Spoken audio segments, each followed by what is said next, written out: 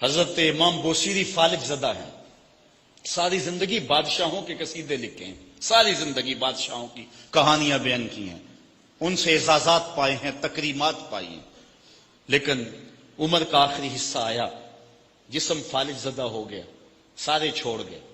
تنہائی، بیماری اور غربت، یہ تین چیزیں اگر اکٹھی ہو جائیں تو ان کو کاٹنا بڑی قیامت ہوتی ہے۔ تنہائی، غربت اور بیماری، یہ تینوں اکٹھی آ گئی حضرت امام بوصیری پہ۔ صحت مند کے سارے گاہک ہوتے ہیں، بیمار پڑ گئے تو کوئی پوچھتا ہی نہیں ہے۔ ایک دن خیال آیا، ساری زندگی شہنشاہوں کے قصیدے لکھے، آج اس کا قصیدہ نہ لکھوں جو کائنات کا دولہ ہے۔ اللہ اکبر، قلم پکڑا، پھر حضور کا قصیدہ لکھا۔ یہ قصیدہ بردہ شریف مکمل کیا۔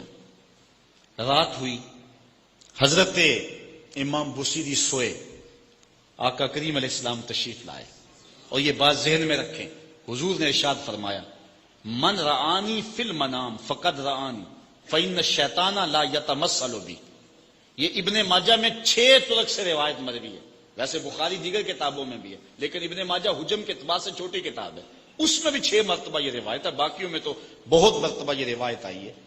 ابن ماجہ میں 6 طرق سے یہ روایت ہے۔ حضور نے فرمایا، جس نے مجھے خواب میں دیکھا اس نے مجھے ہی دیکھا، شیطان خواب میں آ کر بھی میری مثل ہونے کا دعویٰ نہیں کر سکتا۔ اچھا، دوسری بات، جس نے حضور کو دیکھا اس نے حضور کو دیکھا، اور جس نے حضور کو دیکھا حضور اس کے خواب میں قصد، ارادے اور مرضی سے آئے۔ میں کسی کے خواب میں جاؤں، آپ کسی کے خواب میں آئیں، نہ آپ کو پتا ہوتا ہے نہ مجھے پتا ہوتا، مجلس سجی ہے، میں گفتگو کر رہا ہوں، اٹھ کے آپ چلے جائیں گے، جا کے سو جائیں، میں خواب میں دوبارہ گفتگو کرتا ہوا پایا جاؤں، مجھے آپ اٹھ کے فون کرے، جناب آج خواب میں آئے تھے، تو مجھے تو نہیں پتا ہوگا، یا آپ کو میں دیکھ لوں دوبارہ تو آپ کو علم نہیں ہوگا۔ لیکن حضور جس کے خواب میں جائیں قصد، ارادے اور مرضی سے جاتے ہیں۔ تیسری بات، خواب میں کسی کو کچھ کوئی دے تو وہ محض خواب ہوتا ہے۔ لاٹری نکل آئی، کروڑ پتی بن گیا، صبح اٹھیں گے تو کروڑ پتی ہوں گے یا کنگال ہوں گے؟ وہ کیا کسی نے کہا تھا 100 بار میرے ہاتھوں میں تیرا دامن آیا، جب آنکھ کھلی تو اپنا ہی گریباں تھا۔ کچھ نہیں ہوتا، خواب خواب ہوتا ہے، لیکن حضور کو اگر کوئی خواب میں دیکھے اور حضور کچھ عنایت کریں تو وہ محض خواب نہیں ہوتا۔ حضرت شاہ ولی اللہ محدث دہلوی فرماتے ہیں، میرے والد شاہ عبد الرحیم نے خواب میں انہوں نے حضور کو دیکھا تو آقا کریم علیہ السلام نے اپنے 2 منہ مبارک ان کو عطا کیے۔ کہتے ہیں جب اٹھے تو دیکھا کہ منہ مبارک نہیں تھے، تو پھر ان کی کیفیت وہی ہو گئی، اور پھر حضور خواب میں ملے، فرمایا کہ ہم نے تیرے سرہانے کے نیچے رکھ دیے۔ تو کہتے ہیں کہ وہ 2 بال حضرت شاہ ولی اللہ محدث دہلوی فرماتے ہیں ان کی علامت یہ تھی کہ وہ صندوق میں ہم رکھتے تھے، جب اس کو دھوپ میں لے کے نکلتے بدلی سایہ کیا کرتے تھے، اور فرماتے ہیں کہ جب وراثت تقسیم ہوئی تو 1 بال میرے حصے میں آیا، حضور کا منہ انور، حضور کا منہ مبارک۔ تو جس نے حضور کو خواب میں دیکھا حضور کو ہی دیکھا، حضور قصد سے آئے، جو دیا حقیقت میں دیا۔ اور چوتھی بات، وہ بخاری کی روایت ہے، حضور فرمایا، من رآنی فی المنام فسیرانی فی الیقظہ، جس نے مجھے خواب میں دیکھا نہ قریب جاگتے بھی دیکھ لے گا۔ شارحین لکھتے ہیں ساری زندگی نہ دیکھ سکا، جب روح نکل رہی ہوگی رخ محبوب سامنے ہوگا، اور اگر اس وقت حضور کا دیدار ہو جائے تو اور چاہیے بھی کیا، سوکھا نکلے سا ظہوری جے ویخ لواں مکھ تیرا، اگر اس وقت حضور کا دیدار ہو جائے تو اور کیا چاہیے۔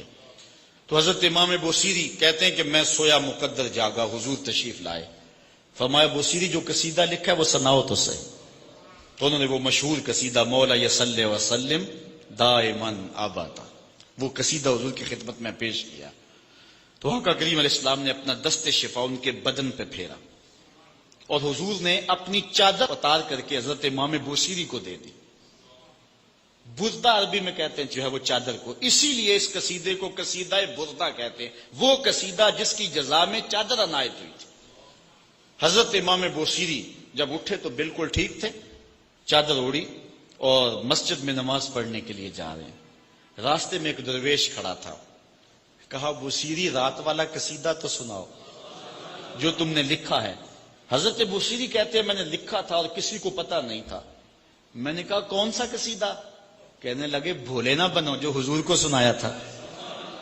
کہنے لگے کہ میں نے کہا کہ تجھے کیسے پتا ہے؟ کہا بتاؤں یہ چادر کون سی ہے؟ اللہ اکبر! تو امام بوصیری رحمت اللہ تعالی علیہ نے حضور علیہ السلام پر یہ درود لکھا، مولا یصلی وسلم دائماً ابدا، اور یہ جزا پائی۔ حضرت سید محمد بن سلیمان رحمت اللہ تعالی علیہ ایک بزرگ گزرے ہیں، یہ 708 ہجری میں پیدا ہوئے تھے۔ کہتے ہیں کہ میں ایک دن کسی بستی سے گزر رہا تھا اور وہاں ایک کنواں تھا، اس کا پانی تھوڑا سا نیچے تھا، اور میرے پاس کوئی چیز نہیں تھی جس سے میں ڈول ڈال کر کے وہ پانی نکال سکوں۔ میں متحیر کھڑا تھا، ساتھ ہی ایک شکستہ سا کچا سا مکان تھا، اس مکان کے اوپر ایک چھوٹی عمر کی لڑکی کھڑی تھی۔ مجھے کہنے لگی کہ آپ پریشان ہیں؟ میں نے کہا ہاں بیٹے، مجھے پریشانی یہ ہے کہ میں نے وضو کرنا ہے اور نماز پڑھنی ہے اور وقت جا رہا ہے اور یہ پانی بہت نیچے ہے، اگر تم کچھ میری مدد کر سکتی ہو تو ضرور کرو۔ وہ چھت سے نیچے آئی اور اس نے آ کے اپنا لعاب اس کنویں میں پھینکا۔ حضرت شیخ سید محمد بن سلیمان فرماتے ہیں کہ میں نے دیکھا کہ یکا یک کنویں کا پانی اچھل کے کناروں تک آ گیا اور بہنے لگا۔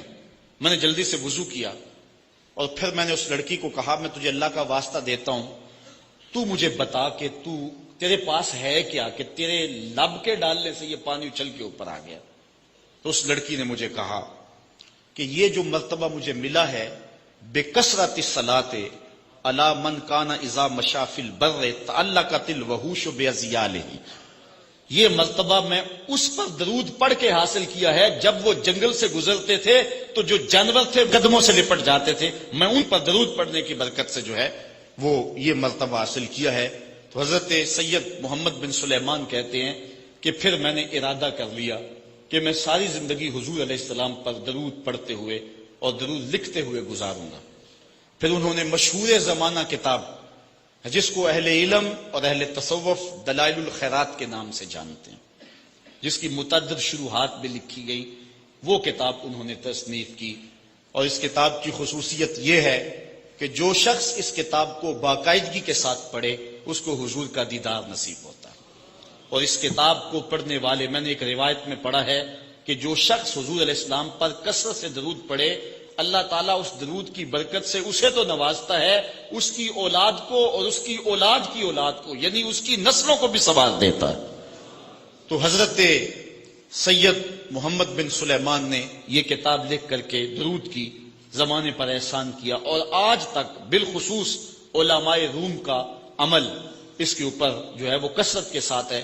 لیکن یہاں بھی جو ہے وہ ہمارے بر صغیر پاک و ہند میں بھی دلائل الخیرات پر لوگوں کے بہت زیادہ عمل ہے۔ میرے والد گرامی اللہ ان کی قبر پہ کروڑوں رحمت نازل فرمائے، انہوں نے 37 سال تک بلا ناغہ دلائل الخیرات کا وظیفہ کیا ہے، اور یہ جو کچھ بھی ہے وہ کیا کسی نے کہا تھا میں جو کچھ بھی ہوں ان کی توجہ کا روپ ہوں، میری زندگی تیرے پیار کا انعام ہی تو ہے۔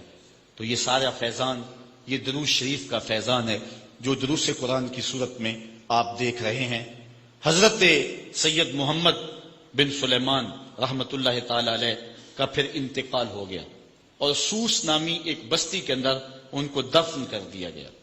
پھر اس کے بعد 77 سال کے بعد ان کو وہاں سے مراکش منتقل کیا گیا، اور آپ کو جب دفن کیا گیا، اور یہ بات اخبار مشہورہ میں سے ہے کہ آپ کی قبر کی مٹی سے درود کی برکت کی وجہ سے کستوری جیسی خوشبو آیا کرتی تھی، اور جب اتنے طویل عرصے کے بعد ان کو قبر سے نکالا گیا تو جب وہ فوت ہوئے تھے تو انہوں نے تھوڑی دیر پہلے حجامت بنائی تھی، اور جب لحد سے ان کو نکالا گیا 77 برس بعد تو ایسے لگتا تھا کہ جس طرح ابھی خط کروایا ہے، اور لوگوں نے ان کے جسم کو انگلی لگا کر کے دیکھا تو جس طرح ایک زندہ شخص کے جسم کو انگلی لگائیں تو خون ہٹ جاتا ہے اور جگہ زرد ہو جاتی ہے، تو ایسے ہی لوگوں نے پایا کہ جگہ زرد ہو گئی، پھر انگلی اٹھائی تو جو ہے وہ پھر وہاں دوبارہ سرخی آنے لگی۔